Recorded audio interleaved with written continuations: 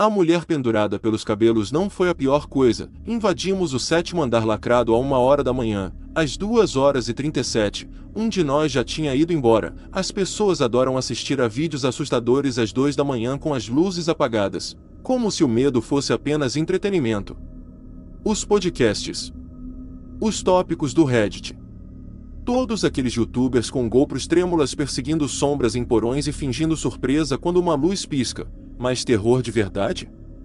Terror de verdade não vem com cortes bruscos e miniaturas gritantes. O verdadeiro horror não quer ser compartilhado. Eu sei porque ele tentou, uma vez, me testar. Tudo começou há 3 anos, quando eu tinha um canal no YouTube com meus amigos. Éramos idiotas. A coisa toda não passava de brincadeiras bobas e falsas explorações assombradas. Conteúdo descomplicado, cérebros descomplicados. Eu, Jack, Lee e Jim. 4 caras sem noção de consequências e muita noite para desperdiçar. Ouvimos falar do antigo Hotel Alcyon por alguém que Jack conhecia. Os nomes mudaram, obviamente, por motivos que você entenderá em breve. Era a joia da coroa da nossa cidade há 2 décadas. Agora era uma casca murcha à beira da relevância, metade em reforma, a outra metade morrendo de mofo e abandono. Mas o que realmente nos chamou a atenção foi o boato. Ninguém tinha permissão para ficar na ala B do 7º andar. Não desde 2008. Não desde uma série de incidentes em que o hotel colocou cadeados naquele corredor e fingiu que ele não existia. Um suicídio no quarto 715. Uma mulher foi encontrada enforcada, mas não pelo pescoço.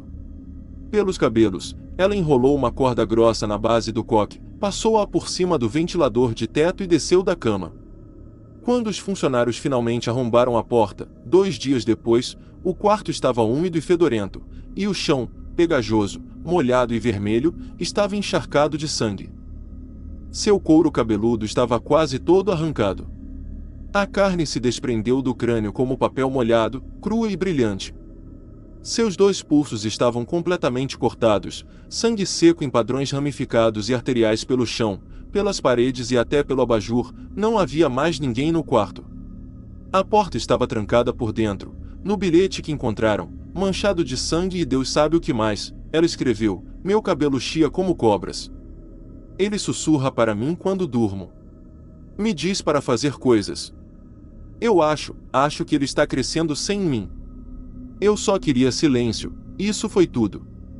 Silêncio, quarto 712. Um homem queimado vivo em sua cama, nenhuma causa conhecida. Nenhuma fiação defeituosa. Nenhum cigarro aceso. Nenhum eletrodoméstico em curto-circuito. Apenas fogo, repentino, violento e contido. O colchão estava meio derretido, a cabeceira queimada até virar carvão. O quarto fedia carne queimada e a algo irritantemente doce, como colônia impregnada na pele antes de se liquefazer. Por um golpe de sorte, um funcionário da equipe noturna estava andando por aquele corredor e avistou fumaça saindo por baixo da porta. Ele pediu reforços e, com outros 2, conseguiu arrombar a porta e apagar as chamas antes que pudessem se espalhar para o corredor, mas nada fazia sentido. Não havia sinais do que havia começado o incêndio. Nenhum isqueiro ou combustível. E nenhum vestígio do homem. Apenas seus sapatos, colocados cuidadosamente ao lado da cama. Seu relógio ainda tic-taqueando no criado mudo. Carteira, telefone, intocados. Nenhum registro de ninguém entrando naquele quarto além dele. Mas não havia corpo. Apenas um monte de cinzas finas e cinzentas onde deveria haver uma pessoa. Como se o fogo tivesse vindo só para ele, poupando todo o resto. Quarto 707, 2 hóspedes desapareceram. Um foi encontrado no poço de ventilação dias depois, com o corpo retorcido como um pretzel. O outro nunca foi recuperado. Houve relatos de rituais, símbolos esculpidos nas paredes sob o papel de parede e aparições estranhas. Uma criança disse certa vez ter visto um homem feito de vidro acenando no corredor, e o último prego no caixão aconteceu no final de 2007. Uma mulher se hospedou em uma noite chuvosa de dezembro com seus 3 filhos, de 5, 7 e 9 anos. Disse que estava fugindo do marido abusivo. Os funcionários ficaram com pena dela. Deram-lhe um desconto. Por volta das 2 horas da manhã, um homem entrou, magro, nervoso, com os olhos como terminações nervosas em carne viva, e disse ser primo dela. Não fizeram perguntas. Ele simplesmente foi direto para o quarto dela. Eles fizeram o check-out cedo na manhã seguinte. Só os dois. Uma mala enorme. Sem crianças. Algumas horas depois, a equipe de limpeza entrou no quarto e encontrou algo quebrado naquele prédio, velas pretas queimadas por todos os cantos. Cinzas no carpete. Paredes manchadas com algo vermelho e ressecando. Lençóis encharcados e endurecidos de sangue. No banheiro, a banheira estava cheia, braços flácidos e meio cerrados. Pernas rasgadas. Pequenas. 3 tamanhos de corpo diferentes. Marcas de queimaduras gravadas no que restou. Nenhuma cabeça. Apenas pescoços abertos e sangrando. E esculpidos nos membros, símbolos de verdade. Denteados. Como se alguém tivesse usado um estilete. Porcaria satânica à moda antiga, sigilos, espirais, cruzes invertidas desenhadas na pele, havia sangue na parede, palavras rabiscadas. Latim, talvez. Talvez não. Uma faxineira disse que viu as letras se reorganizando quando ninguém estava olhando. Ela provavelmente estava tendo alucinações, mas ainda assim era assustador. A polícia invadiu o local. A investigação se arrastou por meses. Finalmente, descobriu-se que o homem não era primo dela, como alegou no check-in. Era apenas o namorado viciado dela. Os dois estavam imersos em alguma ilusão messiânica distorcida, obcecados por rituais e fogo. Eles haviam sacrificado os 3 filhos. Disseram que eram oferendas aos deuses do fogo ou alguma variação desvairada disso. Eles acabaram sendo pegos. Rostos borrados no noticiário local. Mas mesmo depois disso, não houve um desfecho definitivo. Por que o que eles deixaram para trás naquele quarto? Não era só sangue. Não era só podridão, era outra coisa. Algo que não foi embora quando eles foram. O dono manteve segredo. Mas depois disso, eles não apenas trancaram a ala B. Eles a selaram com uma porta de aço. Agiram como se ela nunca tivesse existido. Entrada proibida. Sem exceções, até Jack lubrificar a equipe noturna, entramos pelos fundos por volta da 1 hora da manhã.